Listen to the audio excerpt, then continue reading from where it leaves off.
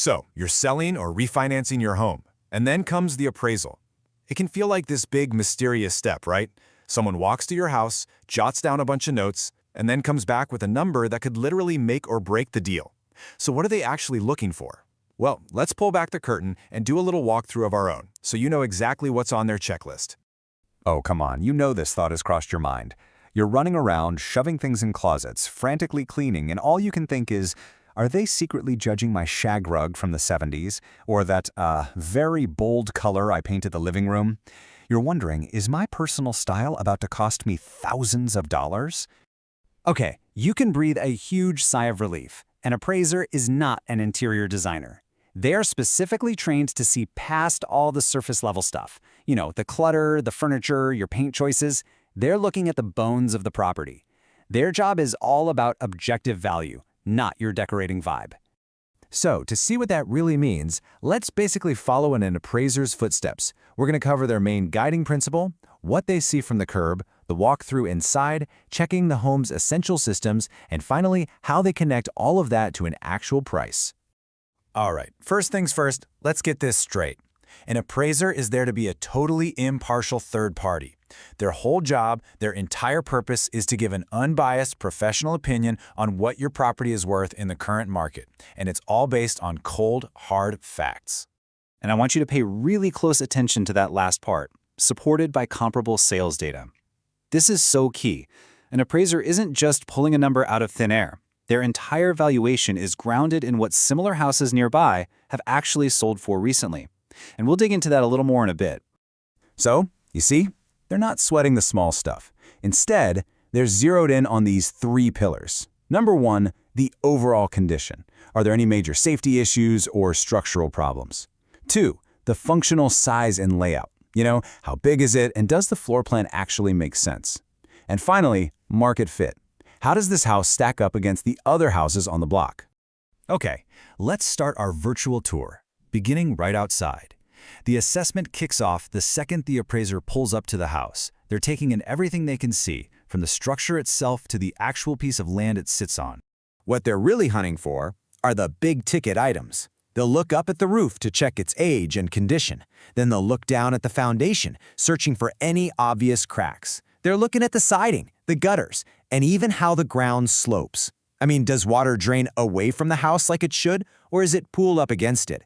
These fundamentals are the real building blocks of a home's value. All right, time to head inside.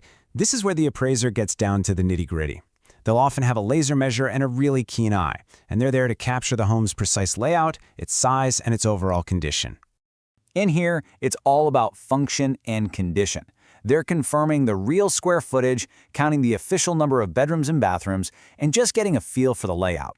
Does it flow logically, or is there a weird kind of funky setup, like having to walk through one bedroom just to get to the kitchen?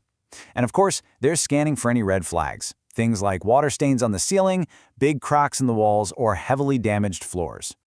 So, after that general walkthrough, it is time to check the guts of the house. We're talking about the critical systems that make a home safe, comfortable, and, livable. This is where function absolutely trumps form every single time. They'll do a quick check to make sure the core systems are working, that the heat turns on, that the water runs. But they're also looking for key safety features. Is there a handrail on the stairs? Do the bedrooms have a proper window or door for a fire exit? These aren't just minor details. For certain types of loans, missing safety features like these can actually be a deal breaker. And now for the wow factor, or maybe the lack of one. They'll definitely note the condition of your kitchen and bathrooms, the quality of the finishes, and any major updates you've done. But here's the thing you have to remember. The value of any update really depends on that market fit we talked about. A brand new, top-of-the-line gourmet kitchen adds the most value when it's what buyers in your specific neighborhood have come to expect. Okay, the inspection is done. The appraiser now has a complete picture of the property, all the good, the bad, and the in-between. So, what's next?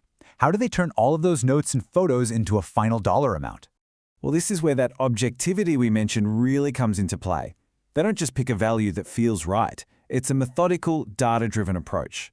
They'll search for recently sold properties, we call them comparable sales, or just comps, that are as similar to your home as possible. Look, here's a really simple example of how it works. On the left, that's your house, the subject. And on the right, you've got a nearly identical house just down the street that sold last month for $550,000. Now, in the real world, an appraiser uses several comps and makes tiny adjustments, like they might add a little value if your home has something the other one doesn't, or subtract a little if it's the other way around. But the principle is exactly the same. They use real sales data to arrive at an objective value. So what is the big takeaway from all of this? Well, it really just boils down to one simple idea: knowing the difference between a major problem that affects the house and a minor preference that just affects your style. This slide pretty much sums it all up, doesn't it? A leaky roof, a furnace that doesn't work, obvious water damage. These are the things that truly matter. They impact the safety, the structure, and the basic livability of the home. But your clutter, that bold accent wall, your collection of antique chairs, an appraiser is trained to see right past all of that. Those things just don't move the needle. At the end of the day, focusing on your home's core health, the roof, the foundation, the systems, that isn't just about getting a good appraisal. It's really about protecting your investment for the long haul. So, thinking about your own place right now, what's the one thing that kind of jumps out at you?